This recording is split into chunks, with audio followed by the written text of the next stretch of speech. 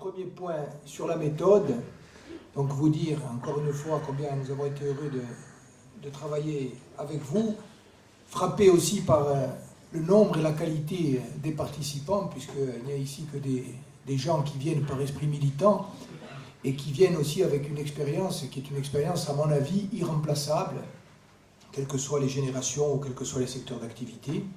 Par exemple, Magali, tout à l'heure, quand elle parle des jeunes agriculteurs et du milieu rural, vous savez, peut-être certains ne le savent pas, qu'elle a une exploitation bovine et porcine à Moïda, et que donc, lorsqu'elle parle des difficultés d'installation ou des difficultés dans les rapports avec les institutions, c'est quelque chose qui est vécu au quotidien. Et quand on regarde la salle, on se rend compte, c'est le premier point sur la méthode, que nous avons un réservoir et un capital humain extraordinaire. Et moi, je crois vraiment qu'aujourd'hui, une des clés de la réussite, c'est notre capacité à apprendre à travailler ensemble, à faire circuler l'information et à harmoniser la réflexion pour ensuite être efficace dans la phase d'action. Alors sur la méthode, je me permets encore une fois d'insister, je ne fais pas du prosélytisme, mais on a deux commissions qui fonctionnent très bien.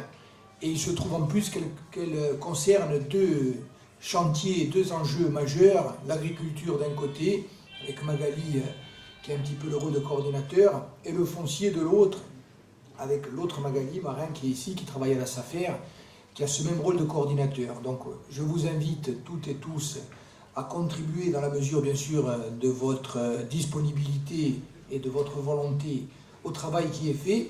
Mais je précise également, et c'est très important, par rapport à l'articulation entre le travail qui est fait à l'Assemblée de Corse et le travail de terrain.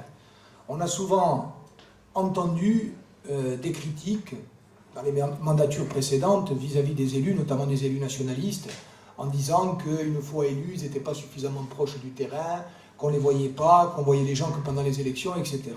Donc ces critiques, nous les avons entendues, nous les avons intégrées, et nous essayons, autant que faire se peut, de les rendre aujourd'hui inutiles ou inopérantes.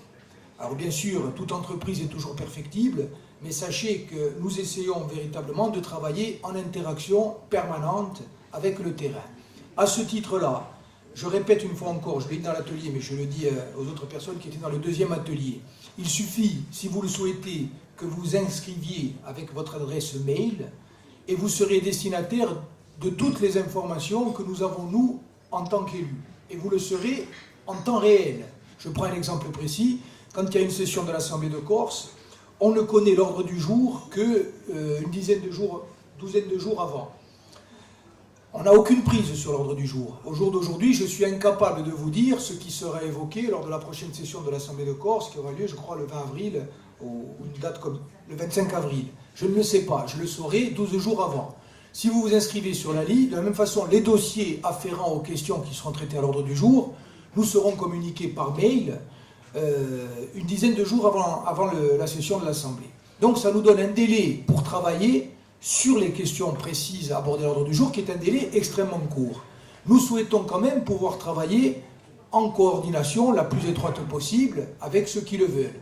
Donc il suffit de vous inscrire sur notre liste, notre mailing list, et en temps réel, au moment où nous recevons les dossiers, vous les recevrez aussi.